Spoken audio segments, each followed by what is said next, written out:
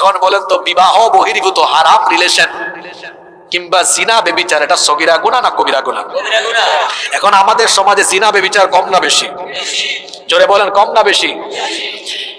যুবক ছেলেদেরকে বলবো, বিবাহের আগে কোনো গার্লফ্রেন্ড বানায়ও না, কোনো হারাম রিলেশন করে নিজের জীবনটাকে নষ্ট করে দিও না। এখন জিনা বেবিচারের সবচাইতে আকর্ষণীয়, চমৎকার এবং আকর্ষণীয় উপাদানের নাম হলো, জোরে বলেন, যুবক ভাইদেরকে বলছি, মোবাইলে বেশি সময় নষ্ট করো না।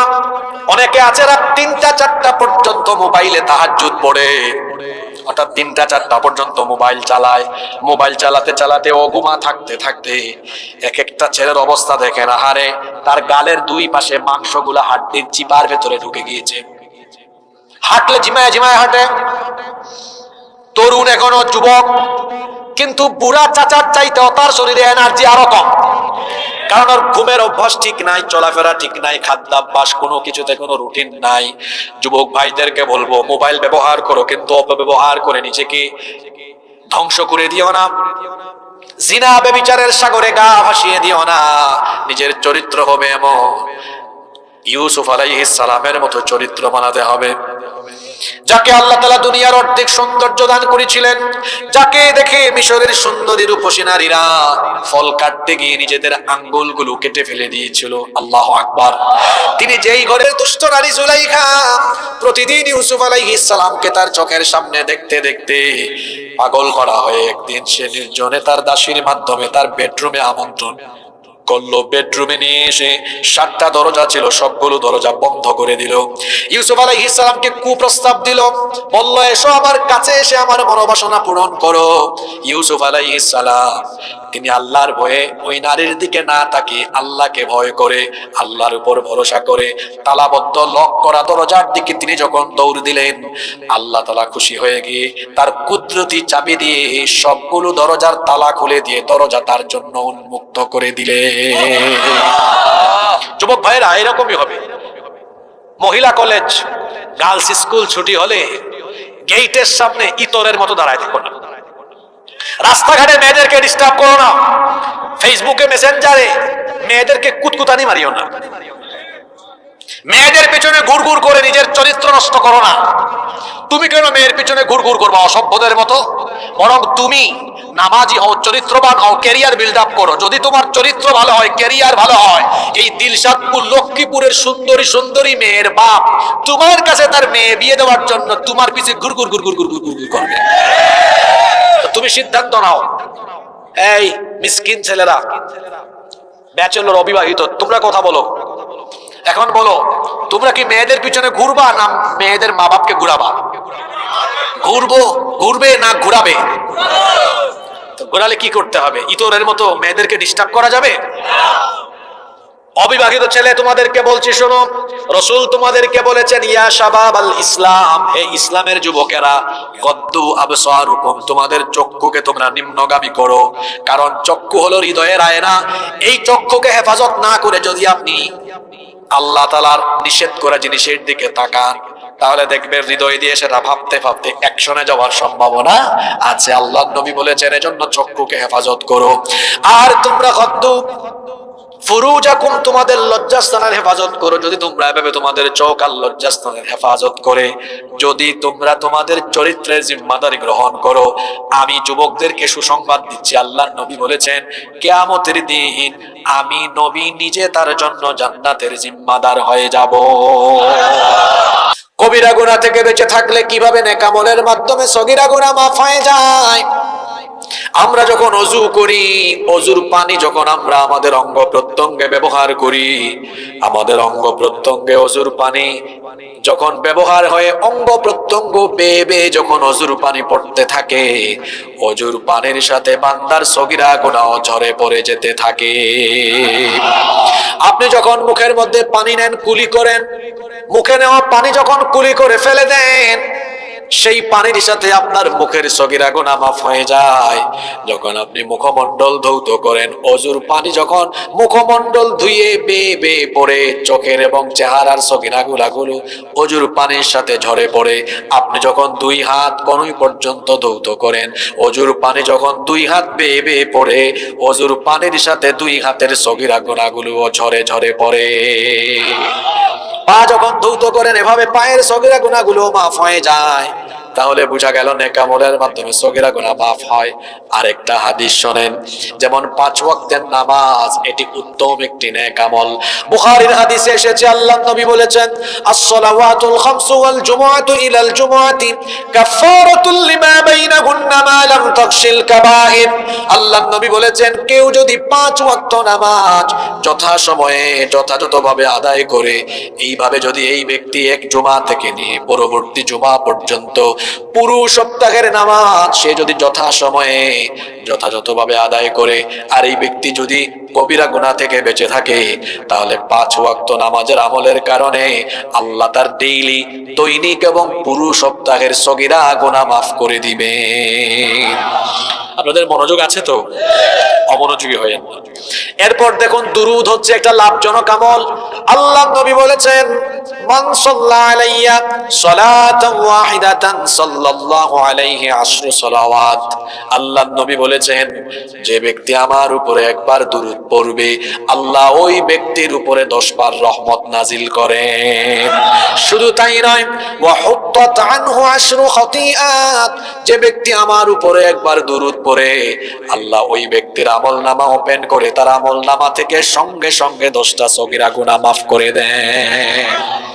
এই হাদিসগুলো আমাদেরকে কি বার্তা দিল? নেক আমলের মাধ্যমে সগীরা গুনাহ কি হয়? ডিলিট হয়। শর্ত আছে। শর্ত হলো কি থেকে বেঁচে থাকা? কেউ চুপ থাকবেন না, সবাই বলতে হবে কি থেকে বেঁচে থাকা।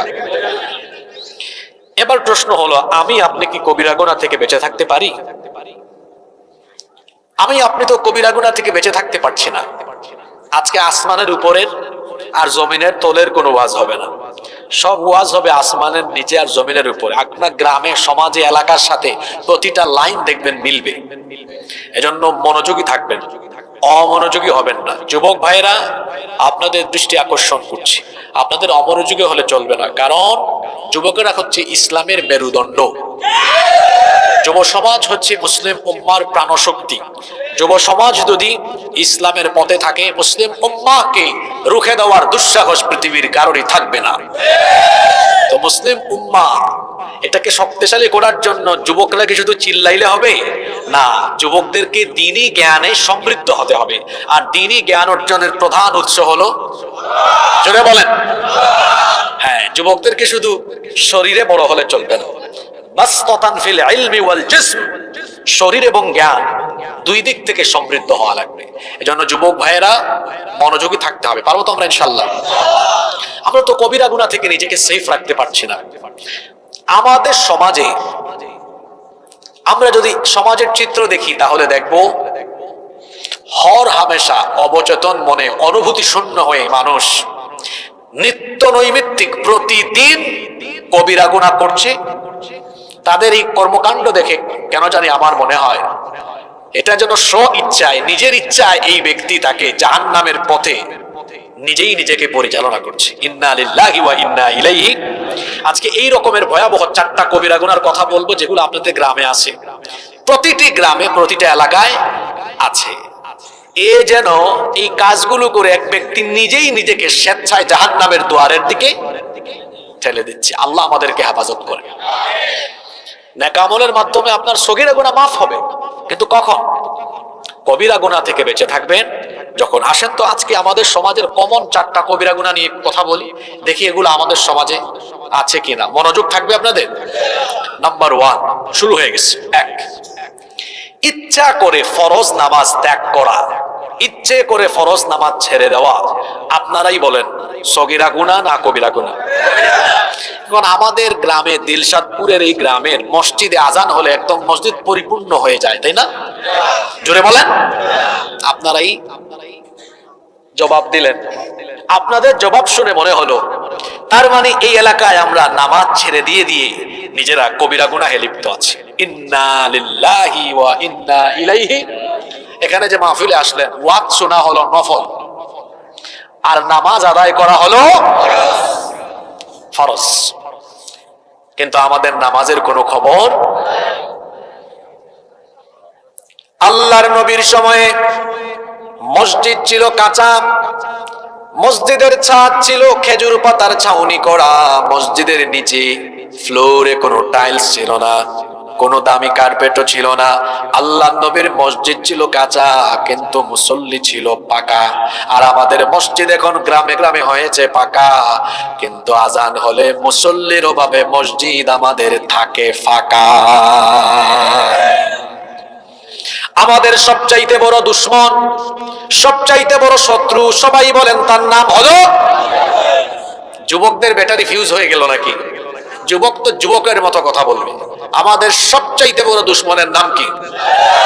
দুর্বল মুসলমান আমি দেখতে পারি না, কথা বলবেন পুরুষের মতো। সবচেয়ে বড় শত্রুর নাম, সে ছিল কোথায়? জান্নাতে। তাকে আল্লাহ জান্নাত থেকে আউট করে দিলেন। জোরে বলতে হবে, কি না দেওয়ার কারণে?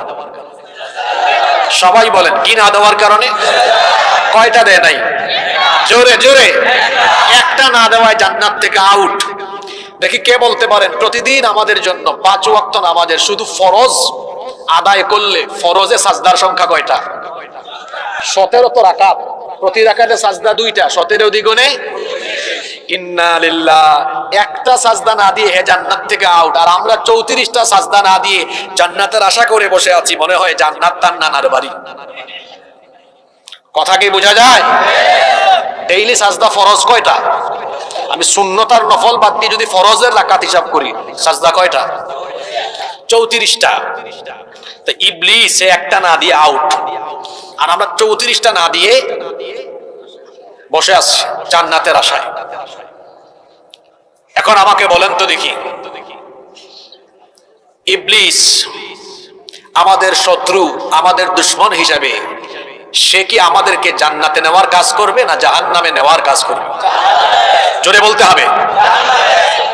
সে তো আল্লাহর সাথে ওয়াদা করে এসেছে, যেহেতু তুমি আমাকে জান্নাত থেকে বের করে দিয়েছো, এই আদমের কারণে আমাকে জান্নাত থেকে বের করে দিয়েছো, সুতরাং এই আদম এবং তার সন্তানদেরকে জান্নাত থেকে দূরে রেখে জাহান্নামে নিয়ে যাওয়া, এটা হবে আমার প্রধান কাজ। আর তুমি আমাকে সাজদা না দেওয়ার কারণে জান্নাত থেকে বের করে দিলা, আমিও এই মানুষকে সাজদা দেওয়া থেকে দূরে রাখবো, তাদেরকে সাজদা দিতে দিব না। এই জন্য 24 ঘন্টায় 5 ওয়াক্ত নামাজের টাইম হলে ইবলিস আমাদেরকে সাজদা দেওয়া থেকে দূরে রাখতে চায়, কারণ আমরা সাজদা দিলেই খুশি হয়ে যান কে? সে চায় না আমরা আল্লাহকে খুশি করি। এই জন্য হাদিস শরীফ কি বার্তা দেয় আমাদেরকে শোনেন। ইবলিস শয়তান কোন সময় হাসে আর কোন সময় কাঁদে? আল্লাহ নবী বলেছেন, যখন কোনো ব্যক্তি আল্লাহ তাআলাকে সাজদা দেয়, এই সাজদার দৃশ্য দেখে ইবলিস তখন মনোবেদনায় কষ্টে তখন ওই ব্যক্তির কাছ থেকে দূরে চলে যায়, আর এই সাজদার দৃশ্য দেখে সে কান্না করতে থাকে। আল্লাহ নবী বলেছেন, যখন কোনো ব্যক্তি সাজদা দেয়, ইয়াতাজালাশ শাইতানু ফায়াবকি ওয়া ইয়াকুল, এই ব্যক্তির সাজদা দেখে ইবলিস তখন মনের বেদনায় কাঁদে, ওয়া ইয়াকুল, এবং সে বলতে থাকে, উমির ইবনু আদম বিসসুজুদ, আদম সন্তানকে সাজদা দেওয়ার আদেশ দেওয়া হয়েছে, ফাসাজাদা ফালাহুল জান্নাহ, অতঃপর সে আল্লাহর হুকুম মেনে সাজদা দিয়ে নিজের জন্য জান্নাত হাসিল করে ফেলেছে। সুবহানাল্লাহ। ওয়া উমিরতু বিসসুজুদ, আমাকেও তো সাজদার আদেশ দেওয়া হয়েছিল, ফাআবাইতু, আমি সেই আদেশ অমান্য করেছিলাম, ফালিন্নার, এই জন্য আমার জন্য জাহান্নাম অবধারিত হয়ে গেল। এই হাদিস আমাদেরকে কি শিক্ষা দিল? আমরা যখন আল্লাহকে সাজদা দেই, ইবলিস তখন এই সাজদার দৃশ্য দেখে কাঁদে, তার মানে আমরা নামাজে গেলে ইবলিস কাঁদে, আর আমরা যখন নামাজে যাই না ইবলিস তখন হাসে। হাদিসটা বুঝতে পারলে একজন ব্যক্তিও চুপচাপ থাকবেন না। সবাই বলেন তো দেখি, আমরা নামাজে গেলে ইবলিস হাসে না কাঁদে? আরো জোরে বলেন, হাসে না কাঁদে? আর আমরা নামাজে না গেলে ইবলিস শিওর? এখন এখানে বসে নাও টেক ইউর ডিসিশন, আপনি সিদ্ধান্ত নেন তো আপনি কি করবেন। প্রতিদিন 5 ওয়াক্ত নামাজের টাইমে আপনারা কি ইবলিসকে হাসাবেন না কাঁদাবেন? যারা চুপচাপ বসে থাকলো একদম মুখের মধ্যে আটা লাগায়া, তারা কি শয়তানের কাছ থেকে খেলাফত নিল নাকি? কথা বের বের হয় না কেন? আপনি কি নামাজের টাইমে ইবলিসকে হাসাবেন না কাঁদাবেন? জোরে বলেন, হাসাবেন না কাঁদাবেন? কাঁদাতেই যদি চান তাহলে আজান হলে আপনি যাবেন কোথায়? কিন্তু কই আজকের ফজর কোথায় গেল আপনার? জোহর আসর মাগরিব এশা কোথায়? জবাব দিয়েছেন আমার জাতীয় কবি কাজী নজরুল ইসলাম। ওই যে বাজিতে দামামা ভাদ্রে আমামা কবিতা লিখেছেন, আর কবিতার শেষের লাইনগুলাতে খুব সুন্দর জবাব দিয়ে দিয়েছেন। কোথায় আমার নামাজ যাই তিনি বলেছেন, ঘুমাইয়া কাজা করেছ ফজর, তখনও জাগনি যখন জোহর, হেলায় খেলায় কেটেছে আসর, মাগরিবের ওই শুনি আজান, এখনো জামাতে হরে শামিল, এখনো এসাতে আছে স্থান, বাজিছে দামামা বাদরে আমামা, শির উঁচু করি মুসলমান, দাওয়াত এসেছে নয়া জামানার, ভাঙা কেল্লা ইউরে নিশান। আমার সমাজের নামধারী মুসলমানদের জীবন চরিত্র যেন তিনি তার প্রতিটি লাইনে লাইনে তুলে ধরলেন। ফজর কিভাবে গেল? কবি বলছেন, ঘুমাইয়া কাজা করেছ ফজর, ঘুম ভাঙে না। ফজরের নামাজে যে ঘুমিয়ে থাকলেন, নামাজটা আদায় করলেন না, জোহর পর্যন্ত বেঁচে থাকবেন, এর কি কোনো নিশ্চয়তা আছে? আপনার জীবনটা কেমন জানেন? এর নাই কোনো ওয়ারেন্টি, নাই কোনো। কেমন করে ঘুমাও তুমি, কেমন করে ঘুমাও তুমি, ফজর করে কাজা, এমন তো হতে পারে জোহরে জানাজা। হতে পারে কি পারে না? এখন যুবক ছেলেরা মনে করছে, কি বলেন হুজুর, আমি কি এত তাড়াতাড়ি মরবো? Keep in your mind, there is no serial of death. মৃত্যুর কোন সিরিয়াল। প্রথমে এসেছেন আপনার দাদা, এরপরে বাবা, তারপরে ছেলে, এরপরে ছেলের ঘরে নাতি হয়। দুনিয়াতে আসার ক্ষেত্রে সিরিয়াল মেনটেন হয়, কিন্তু যাওয়ার ক্ষেত্রে সিরিয়াল মেনটেন হবে না। মাঝে মাঝে এমনও চিত্র সমাজে দেখা যায়, দাদা বেঁচে আছে, নাতির লাশ দাদা কবরে নামায়, বাবা বেঁচে আছে, ছেলের লাশ বাবা কবরে নামায়। কি বলেন, এরকম আছে? নামাজ ছেড়ে দিয়ে, এই যে এসব নামাজ ছেড়ে দিয়ে আপনি রাতের বেলা ঘুমাবেন, কোন গ্যারান্টিতে ঘুমান? সকাল বেলা তো আপনার লাশ বের হতে পারে ঘর থেকে। বাড়িতে খুব মজা করে ঘুমাচ্ছেন, বাড়ি তো পড়ে থাকবে, বাড়িওয়ালা। চোখেরই পলকে তুমি হতে পারো লাশ, চিরতরে বন্ধ হবে তোমারই নিঃশ্বাস, হবে তোমারই নাম মসজিদের মাইকে, হবে তোমারই নাম মসজিদের মাইকে, বাড়িওয়ালা নাই রে, বাড়ি নাই রে দুনিয়াতে, বাড়িওয়ালা নাই রে, বাড়ি নাই রে দুনিয়াতে, বাড়িওয়ালা নাই রে, বাড়ি নাই রে দুনিয়াতে, বাড়িওয়ালা নাই রে, বাড়ি নাই রে দুনিয়াতে। বাড়ি থাকবে, বাড়িওয়ালা। এই যে প্রতিদিন ফজর জোহর আসর মাগরিব এশা কাজা করেন, আমার দিকে তাকান। বুঝলাম কাজা করলেন, করলেন তো করলেন, করছেন করছেন করছেন, একটা সময় তো এই জীবন থেমে যাবে, একদিন আপনি মরবেন। Everyone will take the test of death. প্রত্যেককে মরণের স্বাদ নিতে হবে। No one can escape from death. এই মৃত্যু থেকে পালিয়ে কেউ রেহাই পাবে না। কাজা করতে করতে করতে করতে বেনামাজি হয়ে এক সময় তো মরবেন আপনি। এরপরে কিয়ামতের দিন ইসরাফিলের সিংহার ফুৎকারের পরে হাসরের মাঠে আপনাকে উঠতেই হবে। সন্দেহ আছে? আচ্ছা, এবার বলেন দেখি, সেই দিন আল্লাহর সামনে আমি আপনি সবাই দাঁড়াবো, আল্লাহ হিসাব করবেন, বিচার নিবেন। বিচার করার সময়, হিসাব নেওয়ার সময় প্রথমে আল্লাহ তাআলা কোন আমল সম্পর্কে হিসাব নেবেন? ওয়াস্ত জানে, আমল করে না। বুখারীর হাদিস, আল্লাহর নবী বলেছেন, ইন্না আউওয়ালা মা ইউহাসাবু বিহিল আবদু ইয়াওমাল কিয়ামাতি মিন আমালিহি সালাতি। আল্লাহর নবী বলেছেন, নিশ্চয়ই কিয়ামতের ময়দানে আল্লাহ তাআলা প্রথম যে আমল সম্পর্কে তোমাদেরকে জিজ্ঞেস করবেন সেটা হচ্ছে, বান্দা নামাজ, নামাজ তুমি ঠিকমতো আদায় করেছো কিনা। সবার আগে তো বলেন তো কি জবাব দিবেন? আপনার তো নামাজ ঠিক নাই।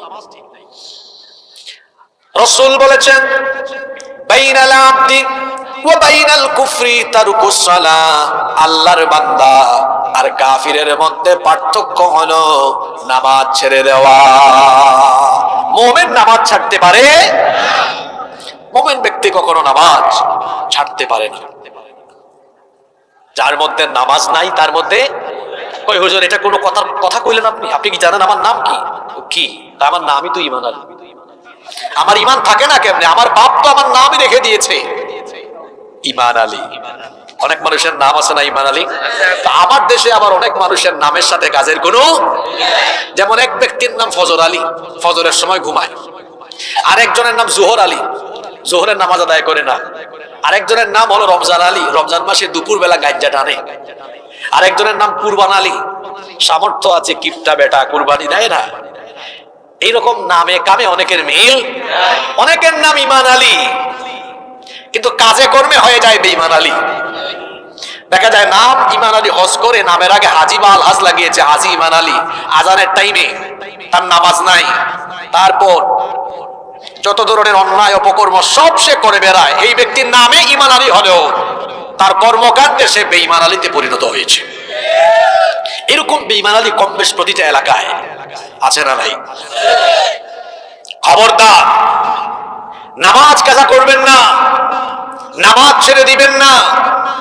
এখানে যদি 4-5 জন মানুষের পা থেকে এই যে এতটুকু বুক পর্যন্ত অংশ থাকে, মাথা যদি না থাকে, তাহলে বলেন তো পা থেকে বুক পর্যন্ত অপূর্ণাঙ্গ এই দেহ দেখে মাথা ছাড়া কি সাথে সাথে কোনো মানুষের পরিচয় শনাক্ত করা যাবে? তাহলে বোঝা গেল আমাদের 3.5 হাত বডির সবচেয়ে গুরুত্বপূর্ণ অংশ কোনটা? মাথা। এটা দিয়ে যেমন, আচ্ছা কার চেহারা? মাথা। এই যে এই জায়গার মধ্যে সবার চেহারা আছে, চেহারা দেখলে যার যার পরিচয় সাথে সাথে চেনা যায়। কিন্তু সবার মাথা ফেলে দেন, কে কোনটা বোঝা যাবে? তাহলে বোঝা গেল 3.5 হাত বডির গুরুত্বপূর্ণ অংশ হলো ইসলামের ইবাদতের মাথা বলা হয় নামাজকে, মগজ বলা হয় নামাজকে। আসসালাতু ইয়া রাসূল ইবাদা, নামাজ হচ্ছে ইবাদতের মগজ। মাথা ছাড়া যেমন কোন মানুষের পরিচয় পাওয়া যায় না, ঠিক তেমনি ইসলামের গুরুত্বপূর্ণ প্রধান ইবাদত নামাজ বাদ দিয়ে রোজা রেখে হজ আদায় করে দান সদকা করে মাহফিলে বক্তা হয়ে তক্তা হয়ে সভাপতি হয়ে শ্রোতা হয়ে কেউ যদি নামাজ কাজা করে মুসলমান হিসেবে তার পরিচয় পাওয়া যায় না। সবার আগে কি? জোরে বলতে হবে, সবার আগে কি? এই নামাজকে আমরা ছেড়ে দিব? ও যুবক ভাইয়েরা, এখনই তো চরিত্র গঠনের সময়। একজন বুড়া মানুষের নামাজে সাজদায় আল্লাহ যত খুশি হন, একজন যুবকের নামাজে সাজদায় আল্লাহ তার চেয়ে আরো বেশি খুশি হন। সুবহানাল্লাহ পড়েন। কিয়ামতের দিন আল্লাহ তাআলা ফেরেশতাদেরকে বলবেন, দিলশাদপুরের যুবকেরা কোথায়, তরুণেরা কোথায়? ফেরেশতারা বলবে, আল্লাহ দিলশাদপুরের যুবক তরুণদেরকে দিয়ে আপনি কি করবেন? আল্লাহ বলবেন, কি করব বুঝো না? আজকে কিয়ামতের ময়দান কত কঠিন। সূর্য মানুষের মাথা নিকটে চলে এসেছে, গাছপালা উদ্ভিদকুল পানি কিছুই নাই। গোটা হাসরের ময়দানে হাহাকার আরম্ভ হয়েছে। দিলশাদপুরের তরুণ যুবক যারা আজান হলেই মসজিদে গিয়ে আমাকে সাজদা দিত, তাদেরকে খুঁজে বের করো, আর তাদেরকে খুঁজে বের করে এনে আমার আরশে আজিমের নিচে ছায়ায় জায়গা দান করো। সুবহানাল্লাহ। দিলশাদপুরের যুবক ভাইরা কি আল্লাহর আরশে আজিমের নিচে জায়গা পেতে চায় না? চায় না? আজান হলে যাবেন কোথায়? পড়লে নামাজ, রাখলে রোজা, আল্লাহ রাসূল পাবে সোজা, হালকা হবে পাপের বোঝা, করলে ইবাদত পাবে তুমি রোজ হাসরে প্রতিদানে জান্নাত, প্রতিদানে জান্নাত, প্রতিদানে জান্নাত। নামাজ ছাড়া জান্নাতের গন্ধ পাওয়া যাবে। আপনারা জান্নাত চান, আল্লাহ আপনাদেরকে জান্নাত দিতে চান। এজন্য 1 বার 2 বার 3 বার 4 বার নয়, ডেইলি আল্লাহ তাআলা আপনাদেরকে 5 বার নামাজের টাইমে ডাকেন, যেন আপনারা নামাজের টাইমে আল্লাহর কাছে হাজিরা দিয়ে আল্লাহর কুদরতি চরণে সাজদা দেন। আপনারা 5 বার আল্লাহকে গিয়ে সাজদা দিবেন, আর এই নামাজের মাধ্যমে আল্লাহ তাআলা জান্নাতের চাবি আপনাদেরকে দিয়ে দিবেন। সুবহানাল্লাহ। এই নামাজ কি আমরা ছাড়বো? জোরে বলেন, নামাজ কি আমরা ছাড়বো? এতদিন শয়তানের ধোঁকায় আমরা যা করে ফেলেছি, ভুল করে ফেলেছি। আমরা তো জানি আমাদেরকে নামাজ থেকে বিরত রাখলে শয়তান খুশি না বেজাত? শয়তান হাসে না কাঁদে? আমরা শয়তানকে খুশি করব না, শয়তানকে হাসাবো না। আমরা নামাজের টাইমে আজান হয়ে গেলে মসজিদে গিয়ে নামাজ আদায় করে আমরা এই দিলশাদপুর থেকে শয়তানকে কান্না করাতে করাতে শয়তানকে তাড়িয়ে দিব। পারবো? কারা কারা পারবো? হাত নামান, আল্লাহ সবাইকে কবুল করেন। এক নাম্বার কি বললাম? ইচ্ছে করে ফরজ নামাজ কাজা করা, ছেড়ে দেওয়া সগীরা না কবিরা গুনাহ? নামাজ ছাড়বো না আমরা ইনশাআল্লাহ। কষ্ট হচ্ছে আপনাদের? আজকে কয়টা বলবো? বাকিগুলা মিলানে বার। নাম্বার 2, 2 নাম্বার, অন্যায় ভাবে অবৈধ পথে হারাম পথে উপার্জন করে হারাম খাওয়া, এটা সগীরা গুনাহ না কবিরা গুনাহ? মনে রাখতে হবে, যে ব্যক্তি অবৈধ পথে অন্যায় পথে হারাম পথে উপার্জন করে হারাম খায়, এই হারাম খুরের কোন ইবাদত বন্দেগী দান সদকা দোয়া কোনো কিছুই আল্লাহর দরবারে পৌঁছায় কেন?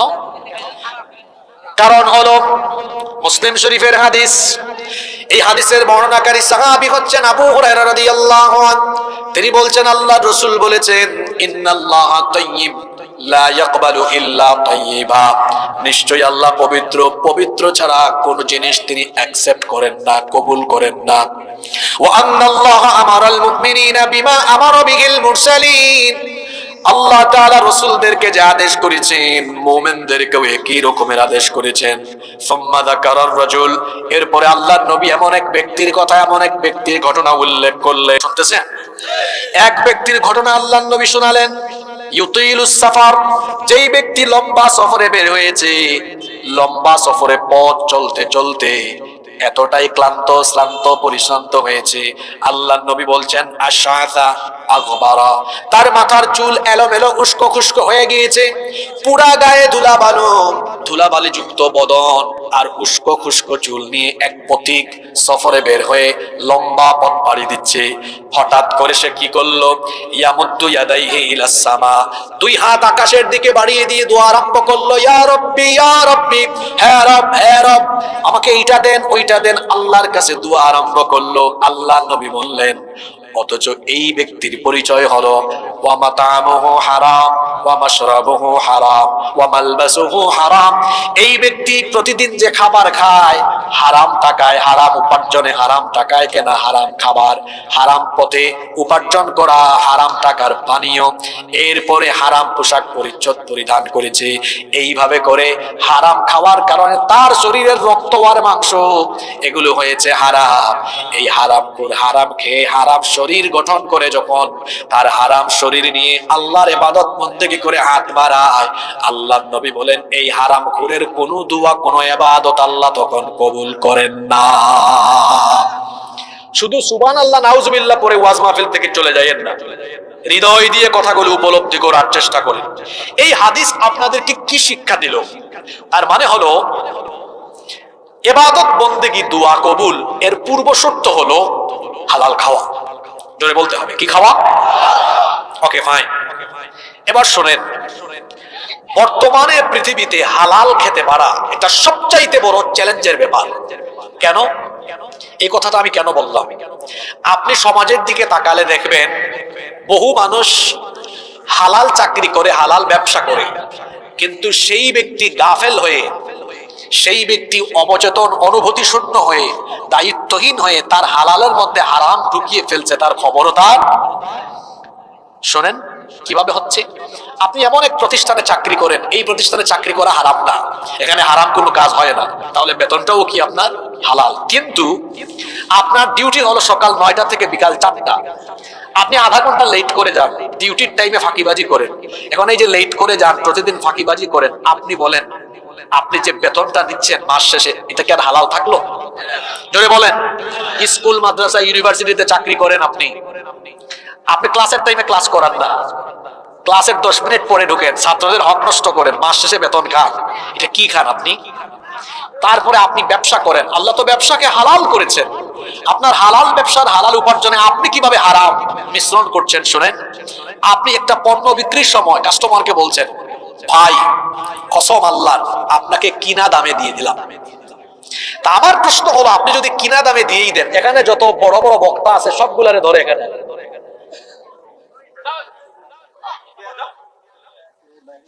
কত গুরুত্বপূর্ণ কথা হচ্ছে, এখান থেকে স্বেচ্ছাসেবক ভাইরা এদেরকে সরায় দেন। আমার দিকে তাকান, আমার দিকে তাকান, মনোযোগ আছে আপনাদের? কসম আল্লাহর আপনাকে কেনা দামে তো আপনি যদি কেন দামে দিয়ে দেন, আপনার দোকানের ভাড়া আর কারেন্টের বিল কাস্টমার তার দাদার বাড়ি থেকে এনে দিবে, তাই না?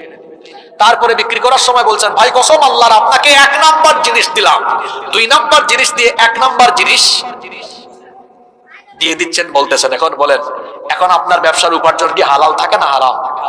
জোরে বলেন। তারপরে প্রতারণা করছেন, উপরে তাজা নিচে পচা জিনিস ঢুকাই যা বিক্রি করছেন। রাসূল কি বলেছেন? মান গাশশা ফালাইসা মিন্না, যে ব্যক্তি ধোঁকাবাজি করে প্রতারণা করে সে আমার উম্মত হতে পারে। এইভাবে আপনি হালাল ব্যবসায় মানুষের সাথে ধোঁকাবাজি করে প্রতারণা করে হালাল উপার্জনে হারাম ঢুকাই দিচ্ছেন। এই হারাম পথের উপার্জিত পয়সা নিজে খান, নিজের বউ বাচ্চাকে খাওয়ান। হারাম রক্ত, হারাম মাংস, হারাম শরীর হয়েছে। আল্লাহ রাসূল বলেছেন, হারাম ঘরের হারাম শরীর কোনোদিন আল্লাহর জান্নাতে ঢুকতে পারবে। খবরদার, হারাম থেকে ফিরে আসতে হবে, কারণ হারামের মধ্যে কোনো আরাম পাওয়া, হারাম ভোগ করা যায় না। আপনারা দেখেন নাই জুলাই আগস্টের আন্দোলনে যে হারাম খোরেরা জনগণের রাস্তাঘাট এগুলোর উন্নয়ন না করে রাষ্ট্রীয় সম্পদ নিজের সম্পদ এর মতো ভোগ করে দেশে বিদেশে সম্পদের পাহাড় করেছে, সেই জনদুশ্মন যারা যারা জনগণের দুশ্মনে পরিণত হয়েছিল, হারাম পন্থায় উপার্জিত বহু ধন সম্পদ রেখে জামাতের সাথে পালিয়ে যেতে বাধ্য হয়েছে। কি বুঝলেন? হারাম এটা ভোগ করা যায় না। আপনি হারাম পন্থায় উপার্জন করছেন, আল্লাহ এমন বড় বড় রোগ বালাই আপনাকে দিবেন, চিকিৎসা করতে করতে রাস্তার ফকির হয়ে যাবেন, উপভোগ করতে পারবেন না। কিন্তু হালাল যদি অল্প হয়, অল্প অল্প, এই সামান্যের মধ্যেও যিনি বরকত দিয়ে দিবেন তিনি কে? আর আল্লাহর তরফ থেকে বরকত পাওয়া গেলে কোনো অভাব আর থাকবে না ইনশাআল্লাহ। এজন্য হালাল হালাল হালাল খেতে হবে, হালাল পয়সা হালাল পন্থায়, হালাল উপায়ে, হালাল পন্থায় উপার্জন করে খেতে হবে। তাহলে আরামে থাকা যাবে, আল্লাহর তরফ থেকে বরকত পাওয়া যাবে, দোয়া করলেই দোয়া কবুল হয়ে যাবে। সুবহানাল্লাহ। এক হারামখোর চাঁদাবাজি, টেন্ডারবাজি, 2 নাম্বারি, যত অন্যায় পথ আছে অন্যায় পথে পয়সা কামায়। আবার হজের টাইমে ভিসা করে হজের বুকিং দিয়ে টিকিট কেটে চলে গিয়েছে হজে, আর ইহরামের সাদা কাপড় পরিধান করে জিদ্দা বিমানবন্দরে যখন সে নেমেছে তালবিয়া পাঠ আরম্ভ করেছে, লব্বাইক আল্লাহুম্মা লব্বাইক লব্বাইক লা শারীকা লাক লব্বাইক ইন্নাল হামদা ওয়ান নি'মাতা লাক ওয়াল মুলক লা শারীকা লাক লব্বাইক আল্লাহুম্মা লব্বাইক। কি বলে? লব্বাইক আল্লাহুম্মা লব্বাইক। আল্লাহ, হে আল্লাহ আমি হাজির, আমি হাজির। আল্লাহ বলেন, কি রে, তুই যে ভিসার টিকিট করে আসলি ওটা তো হারাম পয়সা, তোর শরীরের সব রক্ত আর মাংস হারাম পয়সা, ধবধবে ইহরামের কাপড়টা পর্যন্ত হারাম পয়সায় কেনা।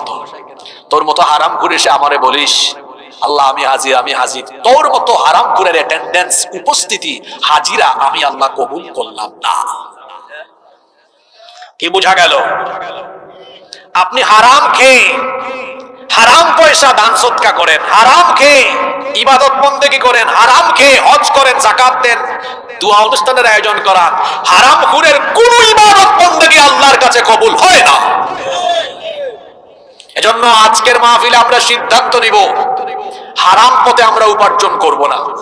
আমরা হালাল পথে, বৈধ পথে, যতটুকু হোক অল্প হোক, আমরা হালাল উপার্জন করে হালাল পথে চলবো। অল্প যদি হয়, এখানে যিনি বরকত দিয়ে আমাদেরকে ভরপুর করে দিবেন তিনি কে?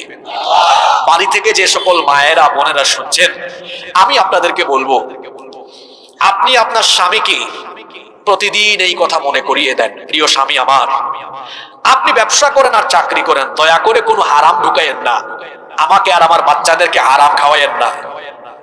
একজন স্ত্রী তিনি চাইলে কিন্তু তার স্বামীকে সৎ পথে উৎসাহিত, উদ্বুদ্ধ করতে পারেন। অনেক নারী আছে তারা বলে, কি গো তুমি এত কম পয়সা কামাও কেন? তোমার ফ্রেন্ডরা অনেক বেশি পয়সা কামায়, তাদের স্ত্রীরা কত কিছু করে, কত গহনা, কত কেনাকাটা, কত কিছু করে, তো তুমি তো কিছুই পারো না।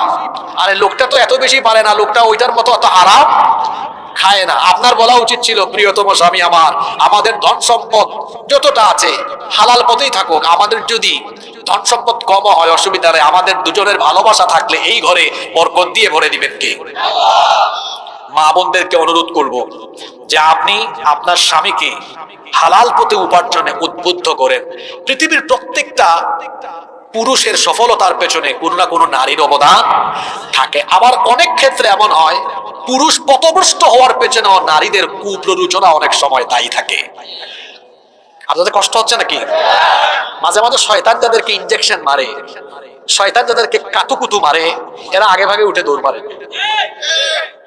কারণ আমি এই ধরনের ফাপরবাস মানুষ আবার পছন্দ করি না। আমি মাহফিলে খুব লম্বা সময় বক্তব্য রাখি না, বড় জোর 60-65 মিনিট কথা বলি, সেখানে অপ্রয়োজনীয় অহেতুক নোংরা ফালতু কথা এটা আমার মাহফিলের ইতিহাসে না, আমি বলি না। আমি শুরু থেকেই শেষ পর্যন্ত কাজের কথাগুলো, প্রয়োজনীয় কথাগুলো বলে মোনাজাত করে শেষ করার চেষ্টা করি। আজকেও তাই হবে। আমি শুরু থেকে এই পর্যন্ত বলেন তো অপ্রয়োজনীয় একটা কথাও বলেছি? বলবো না ইনশাআল্লাহ। তাহলে আমরা 2 নম্বর পয়েন্টে ছিলাম, আমরা হারাম খাবো না। আমার যুবক ভাইয়েরা, এখন আমরা অনেকে পড়াশোনা করছি, অনেকে হয়তো মাত্র ব্যবসা শুরু করেছি, অনেকে জব করছি। আমরা সিদ্ধান্ত নিব আমার ভাইয়েরা, আমরা হারাম পথে একটা পয়সা উপার্জন করব না। রাজি আছেন? কারণ হারাম পথে পয়সা উপার্জন করা সগীরা না কবিরা গুনাহ? প্রথমে বললাম ইচ্ছা করে নামাজ ছেড়ে দেওয়া কবিরা গুনাহ। 2, হারাম খাওয়া কবিরা গুনাহ। হারাম খেলে নামাজও কবুল। বাকি 2টা পয়েন্ট খুবই জরুরি, খুবই জরুরি। আপনারা মাগরিব থেকে বসে আছেন, হয়তো অনেকের ক্লান্তি চলে এসেছে। আমি বড়জোর আপনাদের কাছে 15 মিনিটের মতো সময় চাইবো, দিবেন আপনারা আমাকে? এর আগে অনেকের জীবাণু ঘুম টুমাস আসছে, এগুলো একটু দূর করে দেই। আমরা আল্লাহর নামে 3-4 তাকবীর দিব। যুবকেরা যুবকের মতো আওয়াজ দিবে, নারায়ে তাকবীর। যুবক মার্কা হোক, যুবক মার্কা হোক স্লোগানটা, নারায়ে তাকবীর, নারায়ে তাকবীর। ওকে, নাম্বার 3 নাম্বার, মানুষের হক নষ্ট করা, এটা সগীরা গুনাহ না কবিরা গুনাহ? আমাদের সমাজে দেখবেন এমন বহু মানুষ আছে, এরা আল্লাহর হকের বেলায় সচেতন। হক হলো 2 প্রকার, হাক্কুল্লাহ, হাক্কুল ইবাদ। একটা হলো আল্লাহর হক, আর একটা হলো বান্দার হক। দেখবেন অনেক মানুষ আছে আল্লাহর হকের বেলায় সচেতন, বান্দার হকের বেলায় অসচেতন। কিরকম? দেখবেন 5 ওয়াক্ত নামাজে তারা সবার আগে হাজির, আবার দেখবেন এলাকায় মানুষের হক নষ্ট করার বেলায় তারা সবার আগের কাতারে থাকে। কিভাবে? নামাজও পড়ে, আবার দেখবেন ঠেলাঠেলি করে মানুষের জায়গা জমি দখল করে, নামাজও পড়ে। প্রত্যেকটা গ্রামে দেখবেন সালিশ বিচারক আছে, বিচার আচার করে মানুষের। হয়তো আপনাদের এলাকায় আছে কিনা জানি না। তো দেখা যায় নামাজের টাইমে একদম আজান হইলে বিচার বন্ধ করে নামাজে যায়, আবার নামাজ পড়ে বিচারের রায় দেওয়ার সময় অত বিচারে আসার আগে বেশি না 200-500 টাকা ঘুষ নিয়ে বিচারের রায় উল্টে দিয়া দুর্বলকে আরো দুর্বল বানায়। এরকম মানুষ আপনাদের এলাকায় নাই? বড় ভাই তার আপন ছোট ভাই বোনদের হক নষ্ট করেছে, জায়গা জমি থেকে তাদেরকে বঞ্চিত করে নিজে একা মেরে খেয়ে ফেলেছে। মা বাবা তার সন্তানের হক নষ্ট করেছে, সন্তান তার মা বাবার খেদমত করে না, মা বাবার খবর নেয় না, মা বাবার হক নষ্ট করছে। স্বামী স্ত্রীর হক নষ্ট করছে, স্ত্রী স্বামীর হক নষ্ট করছে, ভাই ভাইয়ের ভাই ভাই বোনের হক নষ্ট করছে, প্রতিবেশী প্রতিবেশীর হক নষ্ট করছে। রাষ্ট্রীয় দায়িত্ব পালন বা রাষ্ট্রীয় গুরুত্বপূর্ণ জায়গায় চাকরি করে জনগণের সম্পদ নষ্ট করছে, জনগণের সম্পদ অন্যায়ভাবে আত্মসাৎ করে জনগণের সম্পদ এর হক নষ্ট করছে। মেম্বার, চেয়ারম্যান, এমপি, মন্ত্রী হয়ে, জনপ্রতিনিধি হয়ে জনগণের হক মেরে খাচ্ছে। এগুলা বাংলাদেশে নাই তো? না থাকতো লক্ষ্মীপুরের রাস্তাঘাটের এরকম অবস্থা কেন? তাকে তো মেম্বার, চেয়ারম্যান, এমপি, মন্ত্রী বানানো হয়েছে রাস্তাঘাট, ব্রিজ, কালপাট, জন উন্নয়নমূলক কাজ করার জন্য। জন উন্নয়নমূলক কাজ বাদ দিয়ে, জন উন্নয়নমূলক কাজ বাদ দিয়ে যারা নিজের পেটের ধান্দা করে, তাদের দ্বারা তো জনগণের উন্নয়ন কখনো আশা করা যায় না। এইরকম করে বিভিন্ন পর্যায়ে মানুষের হক নষ্ট করে। আবার দেখবেন এই ধরনের মানুষের মধ্যে কিছু কিছু মানুষ আছে, এরা একদম সাদা পায়জামা, একদম ফুল সাদা পাঞ্জাবি, একদম সাদা টুপি পরে ঘর থেকে বের হয়, দেখলে মনে হয় জান্নাত থেকে পালিয়ে এসেছে। কিন্তু তার কাজ কারবার হলো এমন, সমান তালে মানুষের হক নষ্ট করে। ওই নারায়ণগঞ্জে আল্লাহর এক কুতুব পাওয়া গেছে, সে 70 রাকাত নাকি রাতে তাহাজ্জুদ পড়ে। আমি জানি না এটা সত্য না মিথ্যা, তার কথা যদি তার কথা সত্যই হয় যুক্তির খাতিরে, তো রাতের বেলা সে 70 রাকাত আদায় করে, আর দিনের বেলা সে 70 কোটি টাকা কিংবা 70,000 কোটি টাকা জনগণের মেরে খেয়ে জনগণের হক নষ্ট করে। আরেক রাবেয়া বছরই পাওয়া গেছে পার্লামেন্টে, উনি নাকি সকালবেলা ঘুম থেকে উঠে সবার আগে যায় নামাজ খুঁজে। আর এই রাবেয়া বছরই আবার 18 কোটি মানুষের হক নষ্ট করে দিনের পর দিন মানুষকে জুলুমে নির্যাতনে একদম পিষে ফেলেছে। এইভাবে করে বিভিন্ন পর্যায়ে যারা মানুষের হক নষ্ট করে এদের পরিণতি কিন্তু অত্যন্ত ভয়াবহ। আজকের পুরো আলোচনা আমার মনে রাখতে পারেন আর না পারেন, আমি আপনাদেরকে অনুরোধ করব এই হাদিসটা অন্তত আপনার স্মৃতিপটে ধারণ করে বাড়িতে যান, জীবন পাল্টে যাবে ইনশাআল্লাহ। হাদিসটা কি বলবো? আল্লাহর নবী সাহাবীদেরকে একদিন প্রশ্ন করলেন, আতাদরুনা মানিল মুফলিস, ও আমার সাহাবীরা তোমরা কি জানো নাকি আমার এই উম্মতের সবচাইতে অসহায় ব্যক্তিটি কে? আল্লাহর রাসূলের সাহাবীরা জবাবে বললেন, ইন্নাল মুফলিসা ফিনা মাল্লা দিরহাম লাহু ওয়ালা মাতা, নিশ্চয়ই আমাদের উম্মতের সবচাইতে অসহায় হলো ওই ব্যক্তি মাল্লা দিরহাম লাহু, যার কাছে দিরহাম নাই, টাকা নাই, পয়সা নাই, ওয়ালা মাতা, যার কাছে দুনিয়ার ভোগ্য সামগ্রী অর্থাৎ যার ঘর বাড়ি জায়গা জমি কিছুই নাই। অর্থাৎ সাহাবীরা বললেন আমাদের উম্মতের সবচাইতে অসহায় ব্যক্তি হলো সে যার টাকা পয়সা ঘর বাড়ি সহায় সম্পদ কিছুই নাই, সে ব্যক্তি হলো অসহায়। আল্লাহর নবী বললেন না, আমার উম্মতের সবচাইতে অসহায় ব্যক্তিটি সে নয়। সাহাবীরা বললেন তাহলে কে? আল্লাহর নবী বললেন ইন্নাল মুফলিসা ফি উম্মতি ইয়াতি ইয়াউমাল কিয়ামাতি বিসলাতিন ওয়া সিয়ামিন ওয়া যাকাতিন। আল্লাহর নবী বললেন নিশ্চয়ই আমার উম্মতের সবচাইতে অসহায় হলো এই ব্যক্তি যে ব্যক্তি কিয়ামতের ময়দানে নামাজের নেকি, রোজার নেকি, হজ যাকাতের নেকি, যে ব্যক্তি নামাজি, যে ব্যক্তি রোজাদার, যে ব্যক্তি হজ করে, যাকাত দেয়, দান সদকা করে, বলেন তো এত এত ভালো আমল করে মানুষ অসহায় হয় না জান্নাতি হয়? জান্নাতি হওয়ার কথা, কিন্তু কি আশ্চর্য কথা, রাসূল বলছেন এই ব্যক্তি হবে অসহায়। কিরকম অসহায় হবে এই ব্যক্তি? কিয়ামতের মাঠে হাজির হবে, আল্লাহ তাআলা সকল মানুষের হাতে আমলনামা দিবেন, প্রত্যেক ব্যক্তি হাতে হাতে আমলনামা পাবে। এই ব্যক্তি হাতে আমলনামা পেয়ে দেখবে তার নামাজ, রোজা, হজ, যাকাত, দান সদকা সকল নেক আমল লিখে লিখে তার আমলনামা পুরা ফিল আপ করা আছে। আমার দিকে তাকান, এই যে একটা লিফলেট, একটা পোস্টার দেখেন তো আপনারা, এই দিকে লেখা আছে না নাই? এই পৃষ্ঠায় কিছু আছে নাকি? আল্লাহ রাসূল বললেন কিয়ামতের দিন এক ব্যক্তি উঠবে, দাঁড়াবে, তার হাতে আমলনামা দেওয়া হবে, তার আমলনামায় শুধু নেকি আর নেকি লেখা থাকবে। এই ব্যক্তি খুব খুশি, হায় হায় এত নেক আমল, আমি তো জান্নাতি, জান্নাতে যাওয়ার জন্য সে একদম প্রস্তুত নেবে। আল্লাহ বলবেন এই দাঁড়া, বহুত হিসাব নিকাশ বাকি আছে তোর সাথে। আল্লাহ বলবেন এই ব্যক্তি তার মা বাবার খেদমত করে নাই, মা বাবার হক নষ্ট করেছে, তার মা বাপকে লাইনে দাঁড় করাও। শুনতেছেন? এই ব্যক্তি তার ভাই বোন, তার চাচা চাচি, তার আত্মীয় স্বজনের হক মেরে খেয়েছে, এদেরকে লাইনে দাঁড় করাও। এই ব্যক্তি রাষ্ট্রীয় ক্ষমতা পেয়ে নিরপরাধ মানুষকে অপরাধী বানিয়ে জেলখানায় রেখেছে, ফাঁসি দিয়ে নির্মমভাবে হত্যা করেছে, তাদেরকে এনে লাইনে দাঁড় করাও। এই ব্যক্তি চাঁদাবাজি করেছে, টেন্ডারবাজি করেছে, জনগণের হক মেরে খেয়েছে, এ দিলশাদপুরের মেম্বার ছিল, এই ইউনিয়নের চেয়ারম্যান ছিল, সমান তালে মানুষের হক মেরে খেয়েছে, পুরা ইউনিয়নের ক্ষতিগ্রস্ত মানুষদেরকে লাইনে দাঁড় করাও। আল্লাহ এবার এই ক্ষতিগ্রস্ত মানুষদেরকে বলবেন কি ব্যাপার, দুনিয়ায় তো তোমরা এর বিরুদ্ধে বিচার চাইবা, এটা বলতেও পারো নাই, বললেই তো শেষ একদম। তা আজকে তো বিচার হবে, কারণ আজকে ট্রাইব্যুনাল, এটা কোনো ক্যাঙ্গারু ট্রাইব্যুনাল নয়, এটা ন্যায় বিচারের ট্রাইব্যুনাল। আজকে বলো বিচারটা কেমনে করতাম, তোমরা ক্ষতিপূরণ কি চাও? এই যে তোমাদের এত ক্ষতি করলো, এখন আপনারা আমাকে বলেন কিয়ামতের দিন কি ক্ষতিপূরণ হিসেবে মানুষ টাকা পয়সা চাইবে না নেকি চাইবে? নেকি দরকার। এরা বলবে আল্লাহ এই লোক আমাদের অনেক ক্ষতি করেছে, কিন্তু আজকে ক্ষতিপূরণ হিসাবে তার আমলনামা একটু চেক করেন, যদি কোনো নেকি থাকে ক্ষতিপূরণ হিসাবে তার আমল থেকে নেকি আমাদেরকে ট্রান্সফার করেন, আমাদের নেকি বাড়ুক যাতে আমরা জান্নাতে যেতে পারি। আল্লাহ এবার হিসাব আরম্ভ করবেন, বলবেন ফেরেশতারা এই ক্ষতিগ্রস্ত মানুষ যারা লাইনে দাঁড়িয়ে আছে, এই নাদান, এই কুলাঙ্গা, তার আমলনামা থেকে এবার ক্ষতিগ্রস্তদেরকে নেকি ট্রান্সফার করো। এখন তার আমলনামা থেকে নেকি ট্রান্সফার করতে করতে দিতে দিতে দিতে দিতে আমলনামা ব্ল্যাঙ্ক, খালি, পাওনাদারের লাইন এখনো।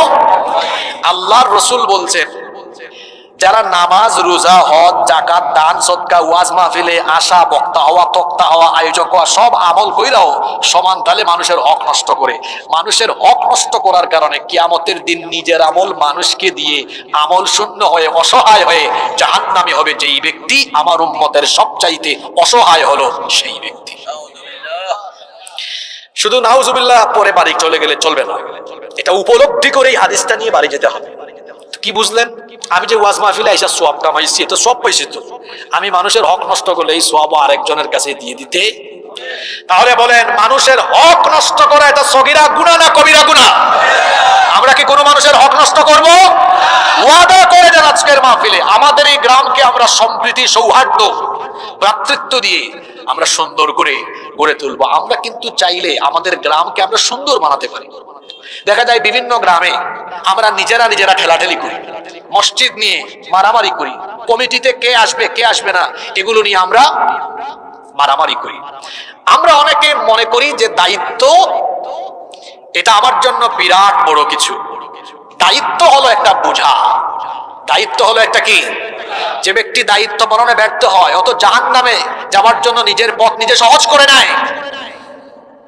বিভিন্ন গ্রামে গঞ্জে এখন দেখা যায় মসজিদ নিয়ে মারামারি, মাদ্রাসা নিয়ে মারামারি, কে সভাপতি হবে কে সেক্রেটারি হবে। আর বাংলাদেশে আমরা তো সারা দেশ সফর করি, বাংলাদেশে এখন বেশিরভাগ মসজিদ, মাদ্রাসা, স্কুল কমিটির সভাপতি হচ্ছে। এগুলো দেখা যায় যে যোগ্যতা বলে দেওয়া হয়, যোগ্যতা হলো কার বংশ বড়, কার টাকা বেশি, পয়সা বেশি, কার ক্ষমতা বেশি। দেখা যায় মসজিদের ক্ষেত্রে আমরা তাকওয়া পরহেজগারিতা দেখে মসজিদ কমিটি বসাই না বলে হারামখোর, চোর, ডাকাত, সন্ত্রাসীরা টাকা পয়সা, আধিপত্য, ক্ষমতা আর বংশের গৌরবে যখন তারা মসজিদ কমিটিতে পদ পায়, ওই মসজিদে মিম্বর থেকে হকের আওয়াজ যাতে বন্ধ হয়, ইমাম আর খতিবের তারা তখন গলা চিপে ধরে। মনে রাখতে হবে, টাকা পয়সা, প্রভাব, প্রতিপত্তি, বংশমর্যাদা এগুলো দিয়ে কখনো মসজিদ কমিটিতে পদে থাকা যায় না। বরং মসজিদ কমিটিতে থাকবেন তিনি সবচাইতে পরহেজগার ব্যক্তি যিনি। আমরা চাইলে প্রত্যেকটি গ্রামকে আমরা সুন্দর করতে পারি, নিজেরা ঠেলাঠেলি না করে। আমরা চাইলে সম্প্রীতি, সৌহার্দ্য, হৃদ্যতা, ভালোবাসা এবং পারস্পরিক সম্মানবোধ বৃদ্ধি করে আমাদের গ্রামকে, সমাজকে আমরা সুন্দর করতে পারি। আমাদের যুবকরা যখন ভালো কিছুর উদ্যোগ নিবে, তো আমরা যারা বয়স্ক মানুষ আমরা তখন বেজার হব না খুশি হব? আমি আজকের মাহফিলে এসে দেখলাম আমাকে যারা রিসিভ করলো সবাই যুবক। এখন আপনারা চাচারা বলেন তো, এই যে এত সুন্দর মাহফিলে আমি এমনকি দেখলাম যে 5-7 বছর 8 বছরের বাচ্চাদের গায়েও স্বেচ্ছাসেবক কার্ড লাগানো।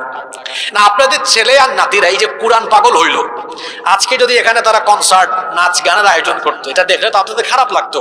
তার বিপরীতে তারা এখানে কোরআনের মাহফিলের আয়োজন করলো। আপনারা বেঁচে থাকতে দেখছেন এরা নামাজি হওয়ার জন্য পাগল পারা, আলেমদের সোহবতে, আলেমদের সাথে থাকার জন্য, কোরআনের সাথে থাকার জন্য এরা দেওয়ানা, পাগল পারা। এটা আপনাদের চোখের জন্য শান্তি না অশান্তি? এটা আপনাদের জন্য ভালো না খারাপ? তাহলে এই তরুণ ছেলেরা, যুবক ছেলেরা যদি সব সময়, যে কোনো সময় ভালো কোনো কাজের জন্য তারা যদি এগিয়ে যায়, আমরা কি তাদেরকে থামিয়ে দিব না? আমরা তাদেরকে সাহায্য করব, আমরা সহযোগিতা করব। কারণ এটা তো আমাদের জন্য আরো ভালো ব্যাপার। আমাদের ছেলেরা, আমাদের নাতিরা যদি কোরআনের জন্য, দ্বীনের জন্য, সমাজের জন্য, মানবতার জন্য কোনো ভালো কাজ করে, এটা দাদা হিসাবে, বাপ হিসাবে আমার জন্য অত্যন্ত গৌরবের ব্যাপার। গৌরবের ব্যাপার নয়? অবশ্যই গৌরবের ব্যাপার। এজন্য আমাদের ছেলেরা, আমাদের নাতিরা, এটা আমি গার্ডিয়ানদেরকে বলছি, বাড়িতে যারা মায়েরা শুনছেন তাদেরকে বলছি, আপনাদের ছেলেরা, নাতিরা ভালো কোনো কাজের উদ্যোগ নিলে আপনারা সহযোগিতা করবেন তো? করবেন তো? তাহলে আমাদের গ্রাম আরো সুন্দর হবে ইনশাআল্লাহ।